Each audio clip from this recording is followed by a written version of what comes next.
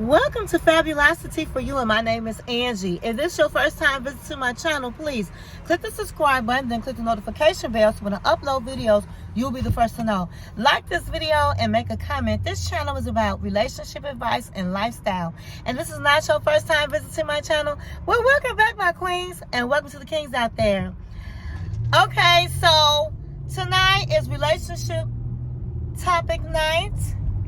And for those of you who are here with me for the first time, I am a relationship coach.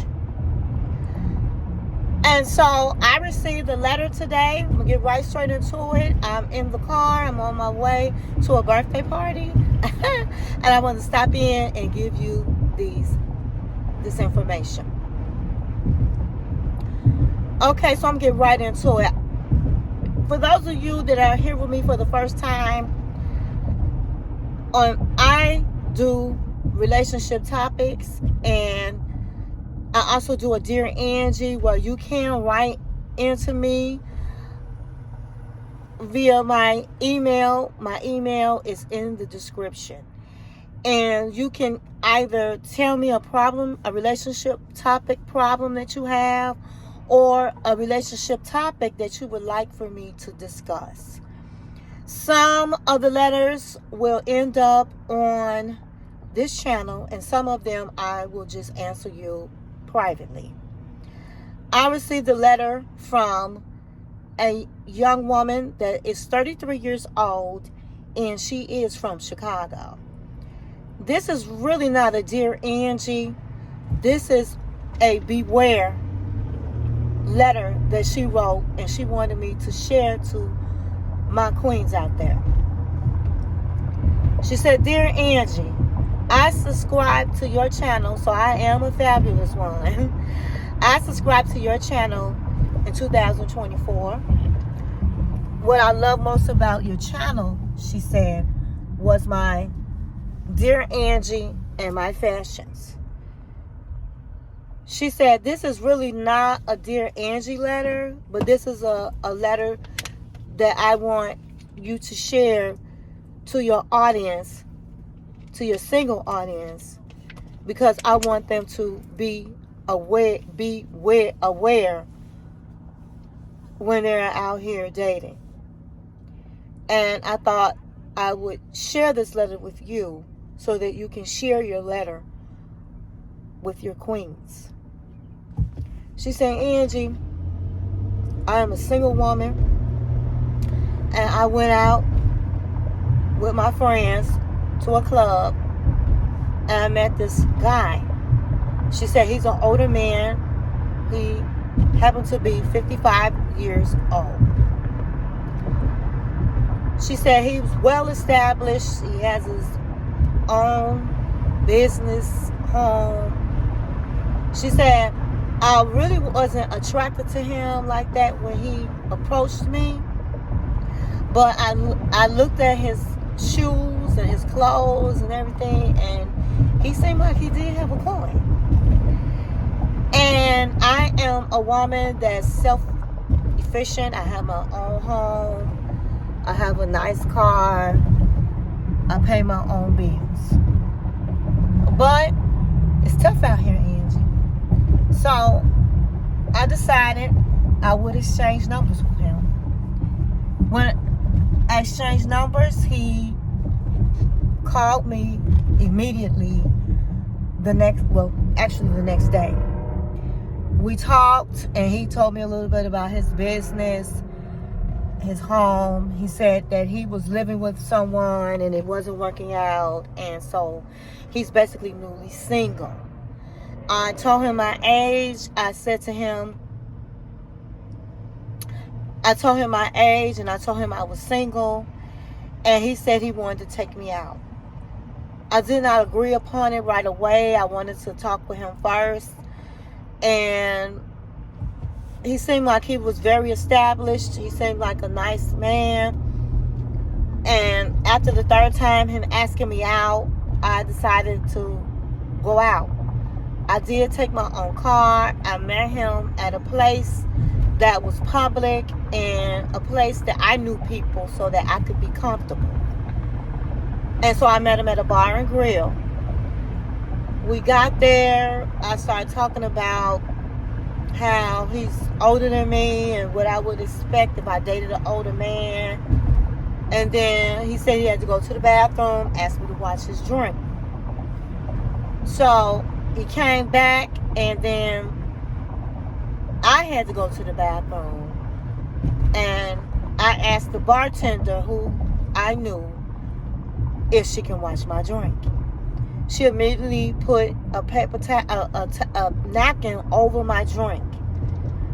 He said, well, why didn't you ask me to watch your drink? And I said, because I don't know you. And he kind of looked like he had an attitude about it. And I went to the bathroom, and when I came back, the bartender, she called me over to her. I went over there, and she said I had got really busy at the bar, but I caught him putting something in your drink. Angie, I was like, couldn't believe it. I'm like, what? I didn't have her repeat it. When she said that, I walked away, and I walked back over to my seat. But I was thinking, oh my God, no, he didn't. So I said, I don't want this drink. Order me another drink. And he said, why you don't want it? I said, because I don't want it. And he said, well, it's a perfectly good drink. I said, I don't want it. Can you order me another drink? He had this real salty look on his face. And then he ordered another drink. I politely drank my drink, and he was talking, I was not. And I told him, this date is over. He called me while I was in the car and asked, did he do anything wrong? It seemed like I left abruptly. I didn't want an argument with this man. I didn't know this man. I didn't know if he's a dangerous man. He was tripped out enough to put something in my drink, crazy enough to put something in my drink. So I didn't trust him. I didn't want to cause no commotions. I didn't want to do any of that. I left him alone. I blocked him. He never knew where I lived. He didn't know my information like that. And so I wanted to I wrote this letter so that you can tell your queens out there, you call us queens, your queens out there that are single, to be careful. People out here are crazy. I thank God that I knew this bartender, because I frequent there quite often. This is a place that I know everybody. I know, and so that's why I chose the place. And so, Angie, please tell your queens to beware when they meet somebody and they go out for a first date. Okay, wow. So I decided to share the letter because I felt like this was an important letter to share. My kings out there that are listening, if you have friends that are tripped out like that to get women to have sex, they put something in their drinks, you need to call the police on them. Don't hang around them. Take up for your women. For the women. My queens out there that are dating, and for a first date, I'm going to give you some tips. Number one, when you meet somebody, you need to talk to them first on the phone. Make sure you get their first and last name. Google them or go to social media and look them up so you can see what this person is about.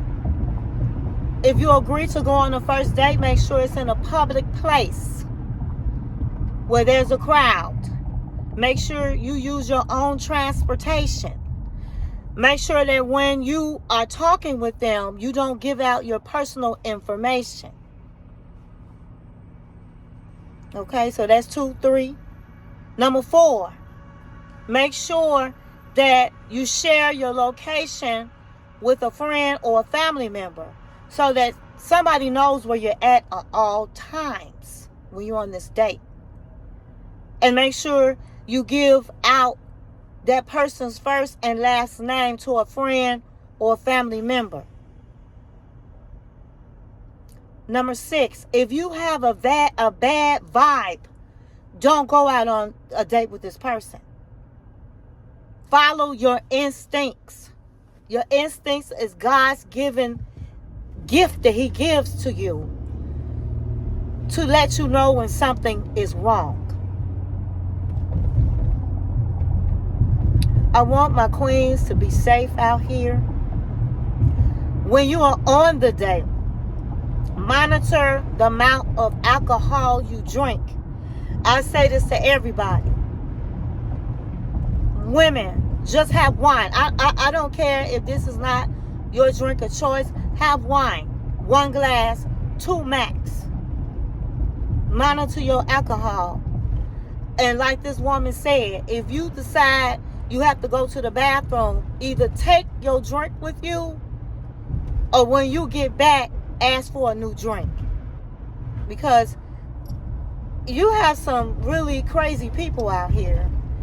And everybody that tries to meet you some people have some bad intentions. And when you get home, let a friend or family know you made it home safe. That's all I have for you tonight. I hope you take heed to what I'm saying. I thank the lady that wrote in and wanted me to share this letter. I'm glad you was able to make it home safe, my queen. Stay in peace and not in pieces. And thank you for watching my channel.